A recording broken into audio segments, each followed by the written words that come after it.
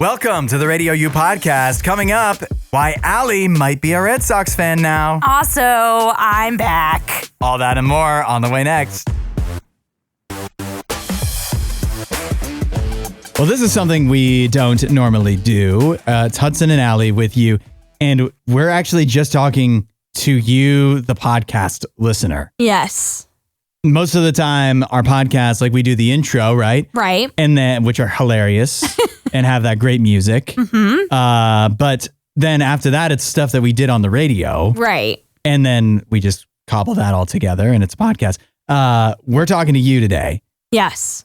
And the reason is, first of all, because the RadioU fundraiser is going on. And so you should definitely give at RadioU.com or in the RadioU app. Absolutely. It's a great time to get involved. We only have a few days left for our fundraiser, and we're trying to get 100% listener funded. And without you, we can't do that. We cannot, and this podcast would disappear. Yeah. So we have seen many podcast supporters get in and mention that they listen to the podcast. We'd love to hear from you too. But this isn't all going to be about fundraising. But I do think, Allie, what do you think? Should we explain why we don't normally talk? Like, why don't we normally talk directly to the podcast person first? I think mainly the reason why we do that is because, obviously, our podcast is focused on what we did that day on the radio. Mm-hmm. And so it's maybe seen as like not needed for the most part. Yeah. And there's also plenty of entertainment in every show. We got plenty of clips to pull from and use and put them on the podcast. So I think that's probably the main reason. And you think if we were to try to talk directly to the podcast audience, after we had just done the whole radio show, we would need a topic, and we just used all of our topics for the show. Good point. What would we say? I don't know. Yeah, we'd have to maybe like reiterate something or come up with something else. That's what we should do. We should try to do something we already did, but do it better. Yeah, we're like we enjoyed talking about this, but we definitely could do a better job. Yeah. Or otherwise, we'd be scraping the bottom of the barrel for content, and nobody wants that. But I'll tell you what, though, if you like this, we're going to be doing this similar thing the next couple of days because the fundraiser is going on. And so our radio show is entirely fundraising. Yes. We're still having fun, but it's fundraising. Right. So it'll be what you're going to hear coming up today is some of the clips, like highlights that have been in our previous podcast. The next couple days, though, we will have it'll be clips from the first hour of our show, which is before the fundraiser gets started. So you'll hear that. But Allie, why don't we have those clips from the first hour of the show today? This morning let's just be real here. Okay, so I've been sick. You might be able to tell in my voice I don't sound 100%. Which is also why we didn't have a podcast the last 2 days. Yeah. But what language is 100%? I don't know. I'm just coming up with stuff at this point. But I mean, all I'm trying to say is that I was sick and I was fully intending to be at work on time Wednesday morning today. But what ended up happening was, so I set my alarm for my usual 4 a.m. and I guess it didn't wake me up. I slept past it or something because I woke up at like 7 a.m. It was already light outside and I'm like, oh crap. And I pull my phone and I'm like, what happened to my alarm? And it was already set to the next day. So it was like 22 hours away from the alarm hitting. But so that was my bad as far as us not being able to have those morning cuts today. Yeah, so we'll fill out the rest of the podcast so this isn't all of the podcast, and maybe hopefully some of the highlights will be ones you missed before. And so you'll get to enjoy those. But Allie, we're glad you're feeling better enough to come do the show. I am too. I really was sad I missed out on those, especially yesterday being a fundraising day. I'm sad I missed it. A lot of great people got in, a lot of great comments from people that are really enjoying the show, have really enjoyed the podcast. So I heard those, but obviously I wasn't able to say thank you in real time. But thank you to everyone that, gave and gave us such wonderful feedback. Allie, because Monday was just supposed to be a regular show, and we, of course, didn't have a regular show because you weren't here. Yeah. And there can't be anything regular if you're not around. So what did you miss out on our Monday tradition, the box office breakdown? I know. Did you watch anything to report? I did. I watched a lot over the weekend because I was on a girls' trip in Hocking Hills, which is probably why I'm sick. But I watched the movie Fever Pitch for the first time. Hey. Yeah, that's a great one, especially if you're a Boston Red Sox fan. Did it make you a Red Sox fan? It did not, but I did enjoy the moments because what's really cool about the movie is it's a rom-com with Drew Barrymore and Jimmy Fallon, and it's filmed in the year that the Red Sox broke the curse. They reversed the curse. Mm-hmm. And so I'm familiar with that year because Terry Francona, a longtime Cleveland Indians, Cleveland Guardians manager, was the manager for the Boston Red Sox when they won that World Series. I think, what was it, 2004? I think so, yes. Yeah. So it was really cool because actually what they did was they filmed some of the real shots at games for that movie. Mm-hmm. They had no idea the Boston Red Sox were going to win the World Series, obviously. Yeah. They rewrote the ending of the movie to include that in because it's like, hey, they reversed the curse. We got to include it. So I thought that was pretty neat. I think they should make Fever Pitch 2. Yeah. So the Red Sox can win again? Exactly. I don't even need to watch the movie, but I would like another championship. Yeah. And hey, the Red Sox can use whatever they can get right now. The season has not gotten off to a great start. So that's your big watch from over the weekend? Yeah, that's my big watch. I watched plenty of stuff. Obviously, I was sick and I was, at the girls' trip, but I definitely wanted to talk about that with you being a Red Sox fan. Yes, of course. I do. Fever Pitch is a fun movie. Yes. So I'll report back that I watched Black Bag. Oh, you did? I went and saw Black Bag. Okay, what were your thoughts? So I feel like Black Bag, I didn't know a ton about it going in, just that it's a spy movie and it's supposed to be really good. I was kind of thinking spy thriller, action-y. Yeah. It wasn't really action-y. More psychological. More like you're trying to a whodunit, you're trying to figure out who is the mole or whatever. Kind of like Knives Out-ish. Okay. With spies, but not quite as funny as Knives Out. Knives Out's funny, right? Yeah, sure. And then not quite as I don't know. It's if you are preparing yourself going in that way, I think you might have a better experience where you just know that you're not going to get there is some not a Mission Impossible movie. Yeah, right. Yeah, it's not that kind of spy thriller, okay. But it is well written, so it is it's gripping and you are interested, and I like trying to solve the mystery. But is the mystery good at least? It's not disappointing? Yeah. Okay. I didn't figure out. Okay. I couldn't figure, if I can figure something out in a mystery before it actually is revealed, then it's a bad mystery. Yeah. So I didn't know the answers until it all came together at the end. And so I saw that. Okay. I also watched the season finale of Severance, season 2. Yes. And so I'm so torn on this, Allie, because I like the show. Uh-huh. And I'm glad they made season 2 because it's just, I'm not going to say no to more of a show that I like. Yes. But I also feel like they just should have ended it after season 1 because season 1 ends so well. And in season 2, there's all these other questions that are raised or stuff from the first season that they never addressed that they feel like now they need to address. And it's I feel like I could have just been happy after season 1. But also, the season finale episode of season 2 is so good, though. Well, and that's the thing is Apple TV, they're man, this is our one successful show. We have to have a season. That is true. That is true. Yeah. What else are they hanging their hat on? Nothing. They got to bring it back. But it sounds like season 3, which they've already agreed to make, will be coming much sooner because there's a long space in between season 1 and 2. Uh-huh. Season 3 should be coming much sooner. So, all right. I'll be back to watch it, even though I wish it ended after season 1. Yeah.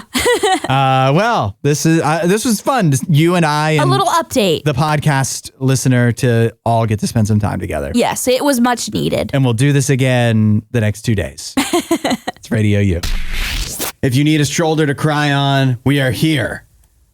During this difficult time where we collectively mourn the passing of the anglerfish that was filmed swimming to the surface of the sea. If you're familiar with anglerfish, they live down in the deep, dark depths of the ocean. Yes. They're in Finding Nemo. They're that fish that has the little light that hangs over their head. Mm-hmm. And the internet has come together to collectively mourn and mythologize even an anglerfish that in some spectacular footage was filmed literally swimming up straight, like at a 90-degree angle, straight up to the surface, which of course is where it met its demise. Its final moments were spent swimming towards the light, and the light that it did not create on its own. I know, it's so sad, it's so heartbreaking.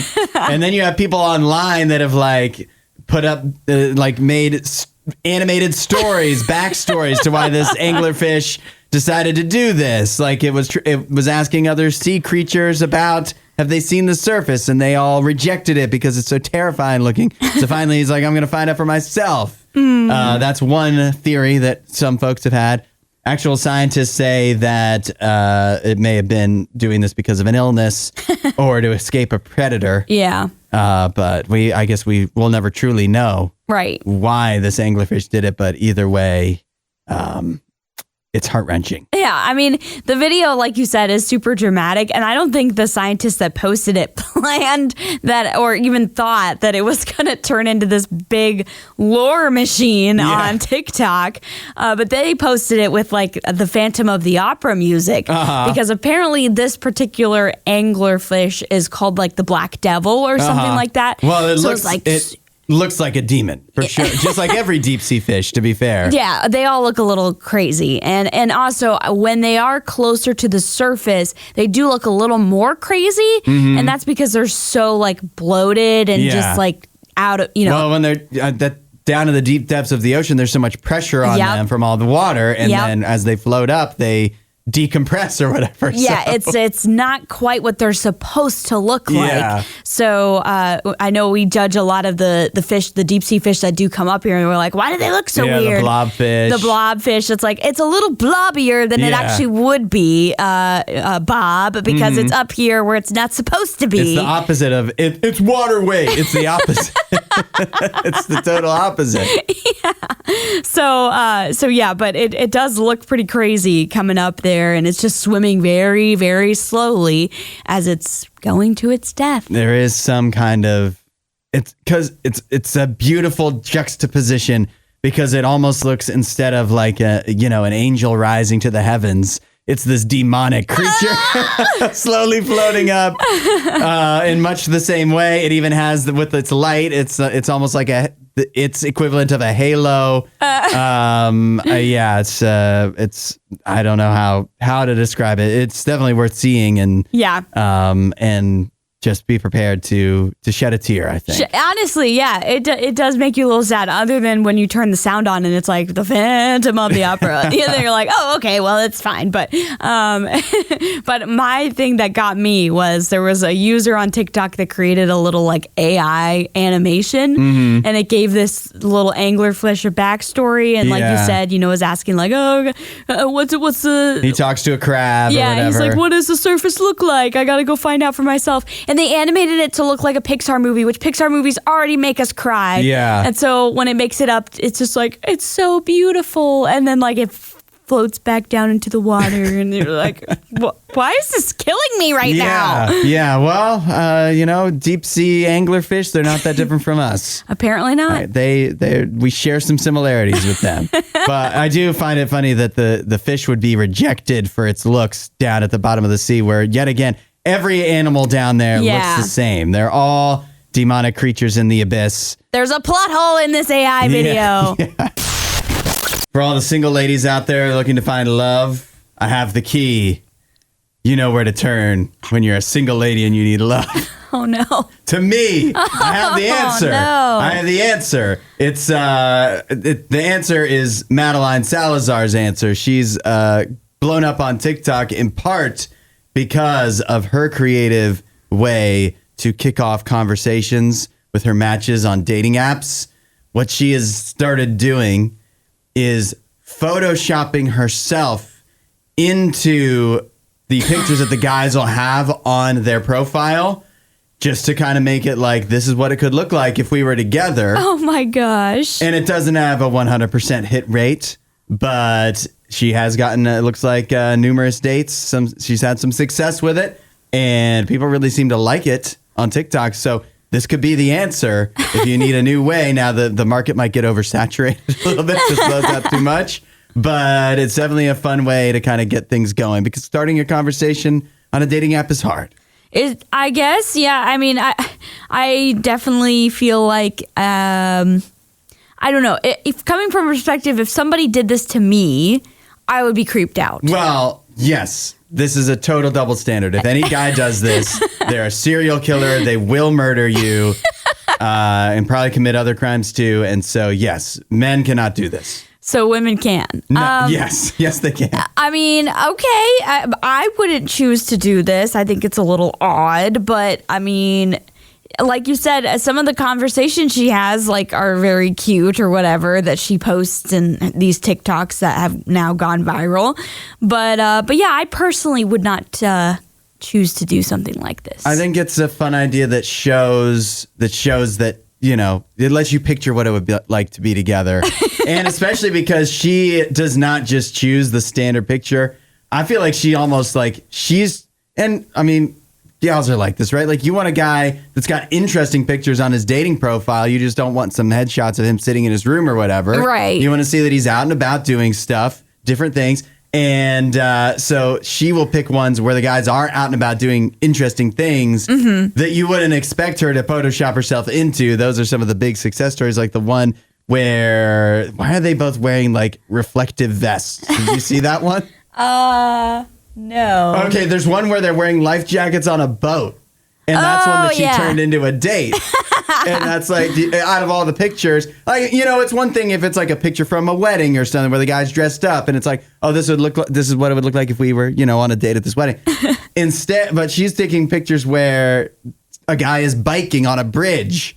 And she's like, we need to get matching jumpsuits for the biking or whatever. Like that. It's fun. Did you see that the one with the life jackets actually did get her a real date? Yeah, it worked out. At least for one date. Yeah. I don't know from there.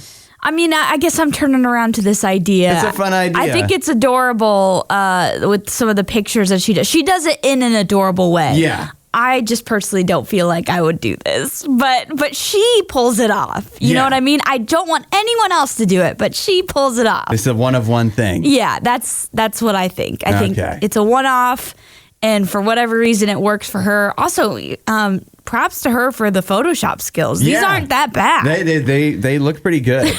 They pretty believable. And I just, once again, I don't want any guys to get the wrong idea. If you're a man, absolutely do not do this. Photoshop yourself into any woman's profile pictures on dating apps. It will not go well for you. I really don't. I really believe that. Yeah. Now, the next holiday coming up, I say it's St. Patrick's Day, but I think everybody else thinks it's Easter. I mean, it's the next really big holiday. I don't think a lot of people get time off during St. Patrick's Day. Some workplaces, which is wrong to me.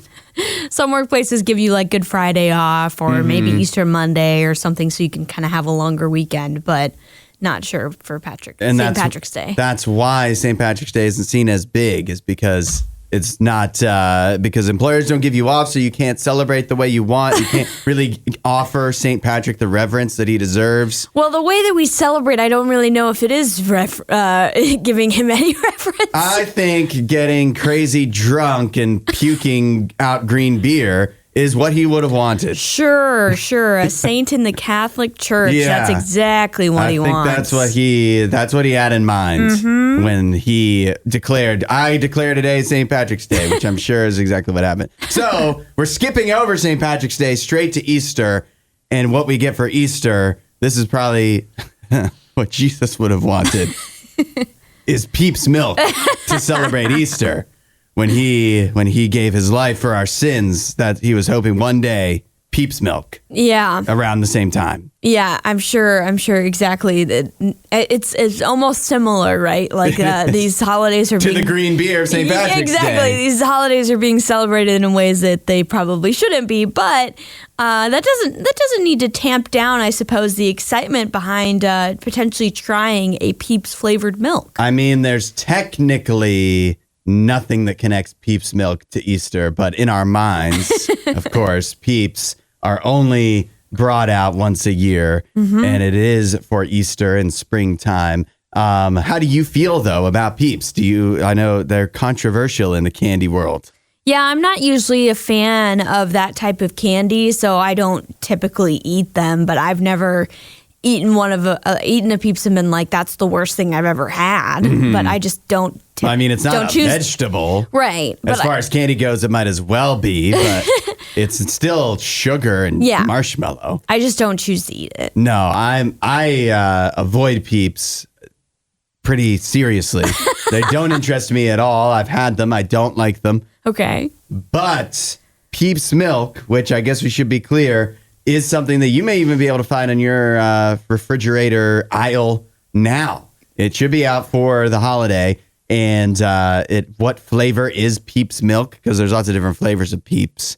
Marshmallow. Sweet marshmallow milk by Promised Land Dairy. And I'm telling you, I don't like Peeps at all, but I think this could be good. It might be. I think it could actually be good. We're talking about sweet milk. We're talking about basically what I have in mind is the milk that's left over after you eat a bowl of Lucky Charms. And that's the best part of Lucky Charms. And most cereals is the milk left over afterwards. So I think this could be good. Yeah. I feel like we might have to give it a shot for a food fight. If we can find it. Yeah, that's the only thing. And if you ever see it, then this is where we need your help. Yeah, tell us. Let tell us us where know. you saw it. 8772 RadioU. And if you obviously try it too, let us know what you think about it. The Peeps milk now available now through, of course, Easter. I know I shouldn't have to say this, but don't drink and drive. This warning comes courtesy of Ben Cleveland. He's been an offensive lineman in the NFL. He most recently played for the Baltimore Ravens. He just got pulled over last week after he was driving erratically in his Ford F-250 in Milledgeville, Georgia.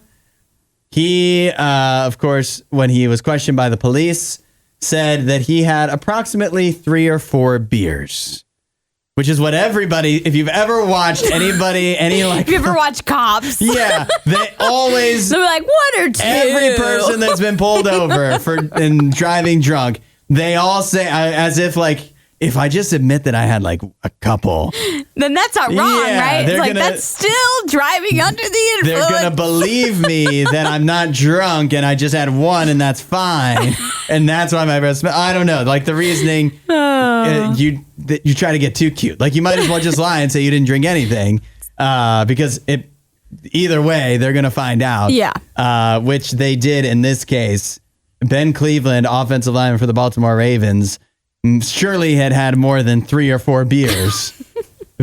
I love the quote is approximately too. Who says approximate? I approximate. Approximately 3 to 4. Let me think back to when I was drinking earlier tonight. I was approximately 3 to 4. One here, one here. It's a little fuzzy, but it was approximately 3 or 4. If I had to estimate, can't be 100% certain. He had to take a breathalyzer test. He blew a .178. Whoa. That is crazy. The legal limit in the state of Georgia is .08, which granted you'd be shocked how little you have to drink for the average person to hit a .08. It's very low. Right, because you shouldn't be drinking and driving. Exactly. But then you think about him now, he's blowing over 20 times the legal limit, and he's an offensive lineman, which means he's 6'6", 360 pounds. Yeah. How many beers he would have to drink to blow a .178? Obviously, it's not an exact science, but if you go by the estimates on alcohol.org, it would have had to be at least 16 beers in 3 hours. That is insane. That is insane. And then he thought he could get in the car and drive and get away with it. Nope. .178. Nope. I didn't even know that was possible. I don't know what the limit is that kills you, but that feels like... It feels like you're getting too close to that. I guess you're definitely running the risk of getting killed behind the wheel. Yeah, if you're blowing that kind of for sure. But yeah, what... I'm not sure what point it is where it starts to get to alcohol poisoning. Yeah. Where your body just starts, retching it up. Unbelievable. 0.178. I had this approximately 3 to 4 beers, officer.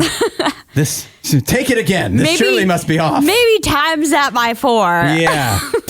If you had to eat an entire Costco chocolate cake, how do you think you'd handle it? Not well. Not well? Not well. I don't do well with I don't typically like cake. As mainly because of the icing. It's just way too rich and too much sugar for me. So one piece is enough. One piece is enough, and most of the time I end up scraping the icing off and not eating it anyways. Dang. Yeah, and you're a full-grown human person. Yeah. So you would probably handle it a lot better than the Virginia opossum in Nebraska that was taken to an animal hospital after it was experiencing difficulties. Somebody found it. And it had eaten an entire Costco chocolate cake. Oh. They say it was panting a lot.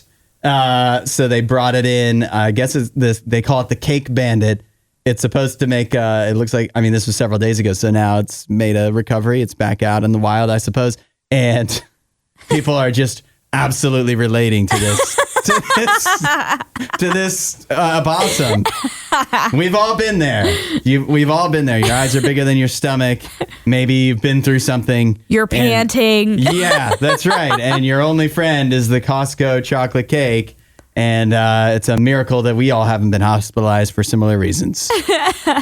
Like I said, I probably wouldn't be finding myself in these shoes because I know my limits. I can't do it. I just can't. But yeah, this is hilarious with people online. I just don't know how they come up with some of this stuff sometimes. These responses. I'm like, you guys are so funny. Yeah. Where somebody said, I relate to this opossum on a spiritual level.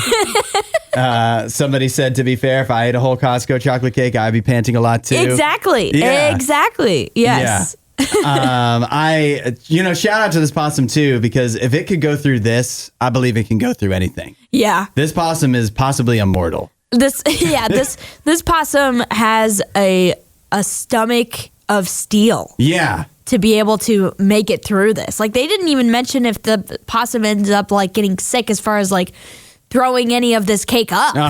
That's impressive. It's actually amazing. And you think about it too, yet again, we're full-grown human people. If we probably outweigh this possum by, I don't know, for me, 150 pounds, at least more than this possum. And the Costco chocolate cake probably weighed as much as the possum does. Exactly. I don't know how it even was able to eat all of that. It obliterated the whole thing. You know what this reminds me of? This reminds me of the movie Matilda. Yeah. And it's actually the book too. But Bruce, when he has to eat all the chocolate cake, and he does. He does it. He pulls it off. He almost gets sick, but he does it. And I'm going to name this possum Bruce. Yeah, it should be named. It should be named Bruce. I just nothing but respect for this possum. I wonder at what point through the cake the possum realized that maybe this was a mistake. Maybe I should stop, but it just kept going. Yeah. It powered through. It soldiered through. Thanks for listening to the RadioU Podcast. Don't forget to rate and review the show.